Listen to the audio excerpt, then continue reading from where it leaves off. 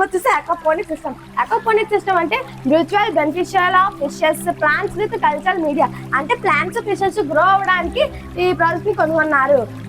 ఈ aquaponic system లో దీన్ని ఎలా వాడతారు, దీని పార్ట్స్ ఏమంటారు, వీటన్నిటి గురించి ఇప్పుడు మనం మాట్లాడుకుందాం. వీటినేమో వెజల్స్ అంటారు.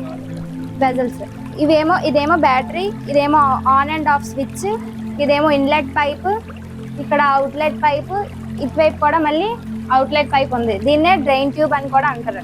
అయితే ఈ పైన వెజిటేబుల్ ప్లాంట్స్ అనేది పెట్టుకుంటాం. ఇక్కడ ఫ్లవర్ ప్లాంట్స్, ఇక్కడ రిజర్వాయర్ అంటే ఫిషెస్ పెంచుతాం. ఈ ఫిషెస్ నుంచి వచ్చే వేస్ట్ మెటీరియల్ అమ్మోనియా అనేది ప్లాంట్స్ కి ఎంతో న్యూట్రియంట్స్ ని అందిస్తుంది. అయితే కొన్ని ప్లాంట్స్ డైరెక్ట్ గా తీసుకుంటే ఇంకొన్ని ప్లాంట్స్ డైరెక్ట్ గా తీసుకోవు. దాన్ని నైట్రేట్ నుంచి నైట్రేట్ గా మార్చుకొని దాన్ని తీసుకుంటాయి. అయితే ఇది ఎలా వర్క్ అవుతుందంటే, ఇక్కడ అమ్మోనియా రిలీజ్ అయినప్పుడు ఇన్లెట్ పైప్ నుంచి డైరెక్ట్ గా వెజిటబుల్ ప్లాంట్స్ కి వెళ్తుంది.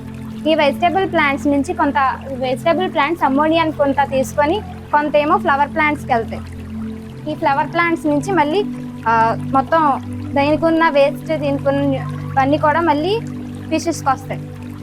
ఇవన్నీ కూడా తక్కువ ప్లేస్లో కూడా మనం చేసుకోవచ్చు.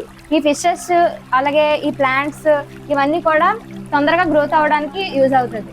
సిస్టంలో మనం మొక్కల్ని, చేపల్ని రెండింటినీ పెంచవచ్చు. ఆక్వాపానిక్ సిస్టంలో మొక్కలు మట్టిలో మొక్కల కన్నా వేగంగా పెరుగుతాయి. సాయిల్ ఫార్మేషన్ కన్నా ఆక్వాపానిక్ సిస్టంలో ఉన్న మొక్కలు వేగంగా పెరిగి మనకి వేగంగా పంటనిస్తాయి.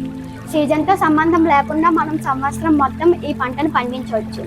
నేను ఈ ఆక్వాపానిక్ సిస్టంలో ఎన్విరాన్మెంటల్ అండ్ రీసోర్స్ గురించి చెప్తాను.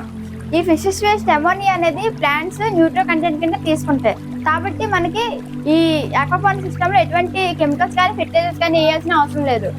ప్లస్ ఇది ఎక్కడైనా పంటకు పనికిరాని భూముల మీద కూడా దీన్ని మనం ప్లేస్ చేసుకొని ఫార్మింగ్ అనేది చేయొచ్చు.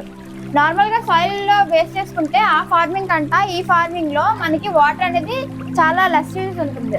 అంటే ఒకే వాటర్ మొత్తం రీసైకిల్ అవ్వడం వల్ల మనకి 90% లెస్ యూసేజ్ అనేది ఉంటుంది. అలాగే ఇది మనం ఎటువంటి కెమికల్స్ కానీ ఫెర్టిలైజర్స్ కానీ యూజ్ చేయము కాబట్టి వెజిటేబుల్స్ కూడా హై క్వాలిటీ వెజిటేబుల్స్ వస్తాయి. ప్లస్ వాటర్ కూడా ఫ్రెష్ వాటర్లో ఫిషెస్ అనేది నివసిస్తాయి కాబట్టి మనకి ఫిషెస్ కూడా తినడానికి హెల్దీ ఫిషెస్ ఉంటాయి.